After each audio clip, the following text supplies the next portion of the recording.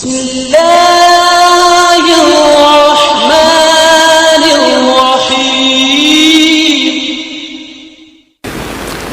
میں تو مثال دیتا ہوں تبلیغی جماعت کی. بتاؤ دنیا میں کوئی مذہب ایسا ہے جس کی تبلیغ کے لیے لوگ اتنی قربانی دیں، اپنی جان، اپنا مال، اپنا وقت، ایک سال کے لیے گاؤں میں امریکہ سے جماعتیں جنہوں نے ہمیشہ ایئر کنڈیشن میں وقت گزارا، سندھ کے گاؤں اور دیہاتوں میں کچی مسجدوں میں جہاں لوٹے ٹوٹے ہوئے اور لیٹرین کا کوئی انتظام نہیں، پورے سال کی پیدل جماعتیں چل رہی ہوں اور ان کو ایک دھیلا بھی اس پہ نہ مل رہا ہو، نہ گھر والوں کی طرف سے کوئی ہار پھول لے کے. جب یہ جماعت امریکہ واپس جائے گی تو ایئرپورٹ پہ لوگ ہار پھول لے کے کھڑے ہوئے ہوں گے. ایسا بھی کوئی پروٹوکول نہیں ہے. کوئی جانتا بھی نہیں ہے کہ اس کا سال لگا ہوا ہے، اس کا 4 مہینے لگا. کوئی یہ نہیں کہ تبلیغ والے سال لگانے کے بعد کوئی سرٹیفکیٹ دیتے ہوں کہ اب جی آپ کم از کم کسی ایسے ادارے میں جائیں جہاں مینیجر تبلیغ والا ہو تو آپ کو جاب مل جائے گی. وہاں پہ کوئی حیثیت نہیں ہے اس سال کی دنیا کے لحاظ سے.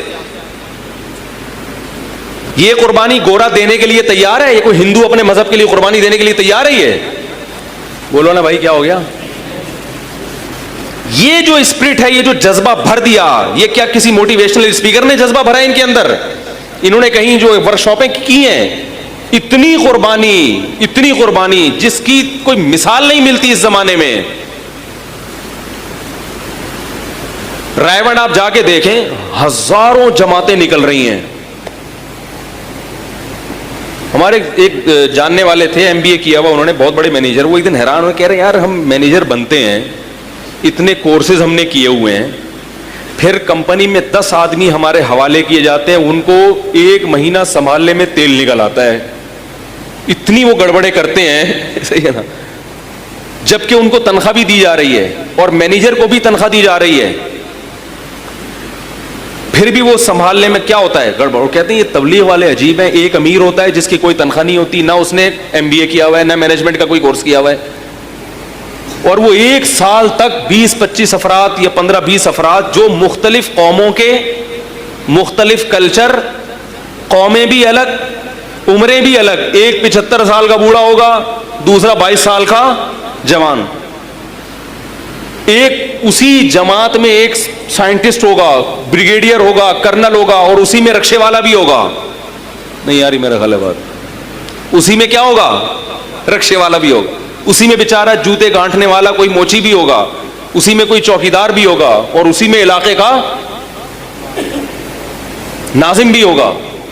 اس مختلف ڈیزائن کے لوگوں کو ایک امیر پوری سال یا 4 مہینے تک لے کے جاتا ہے، بغیر کسی پھڈے، بغیر کسی جھگڑے، اور کوئی تنخواہ بھی نہیں لے رہا، اور بڑی کامیابی سے ان کی امارت کر کے ان کی پر جو ہے نا ذمہ داری نبھا کے واپس آتا ہے تواضع کے ساتھ کہ میں نے کچھ بھی نہیں کیا. نہیں آ رہی؟ استغفار کرتے واپس آتے ہیں نا. استغفار گناہوں پہ کیا جاتا ہے یا نیکیوں پہ؟ گناہ پہ. یعنی اس کو یہ احساس ہو رہا ہے کہ جو میری ذمہ داری تھی وہ میں پوری. بولتے کیوں نہیں بھائی؟ تو ہے دنیا میں کوئی؟ تو یہ جو آگ بھر دی ہے ان کے اندر. زیادہ تر جماعتیں گاؤں دیہاتوں میں جاتی ہیں، شہروں میں کم جاتی ہیں. حالانکہ دل کیا چاہتا ہے شہروں میں زیادہ جائے، سہولتیں زیادہ ہوتی ہیں. اندرون سندھ جا کے دیکھو، پیدل جماعت. 4-5 سال پہلے ہم کہیں اندرون سندھ نصرت کے لیے گئے. ایک جوان لڑکا 24-25 سال کا، وہ سال کی پیدل جماعت لے کے، پیدل کا مطلب سمجھتے ہیں، کراچی سے نکلے اور کہاں جا رہے ہیں؟ گاؤں دیہاتوں سے پیدل ٹریول کرتے کرتے پشاور پہنچنا ہے. جتنے درمیان میں گاؤں آ رہے ہیں نا سب کو کور. 22-23 سال کا نوجوان بوڑھوں کی جماعت لے کے چل رہا ہے. وہ بوڑھے بھی پٹھان تھے، اس لیے کہہ رہا ہوں کہ پٹھانوں کا بوڑھا بھی کیا ہوتا ہے؟ جوان ہوتا ہے، کیونکہ دمبے کی چربی کھاتے ہیں. اور آپ نہیں سمجھ میں آ رہی تو کھاتے رہو جو کھا رہے ہو، بڑھاپے میں دماغ سیٹ ہوگا. یہ ڈالڈا تمہیں، اور ڈالڈا پھر بھی دوسری کمپنیوں سے اچھا، ہی بھی بتا دوں میں، یہ جو جتنے آئل آ رہے ہیں نا خطرناک، ان میں پھر بھی ڈالڈا کیا ہے، دوسروں سے کیا ہے، بہتر ہے. اور جو بالکل ہی جو دوسرے آئل کیا ہے نا، وہ تو بالکل ہی اللہ ان سے بچائے. اور وہ میں نے جماعت میں بھی دیکھا کیا کھا رہے ہیں، بولو بھائی، بوڑھا ایک بھی آدھ کو ٹینشن دینے کے لیے کافی ہے. تبھی تو قرآن نے کہا نا وَلَا تَقُلْ لَهُمَا اُفٍّ, ماں باپ جب بوڑھے ہو جائیں تو اف مت کرو. کیوں کہا اللہ نے؟ اللہ کو پتا تھا بھی ایسی باتیں کریں گے کہ تمہارا دل چاہے گا کہ بار بار اف کرتے رہو تم, کیونکہ بڑھاپے کو برداشت کرنا خود ایک ٹینشن والا کام ہے. اور ایک بوڑھا نہیں, 5-5 6 بوڑھے تھے اس جماعت.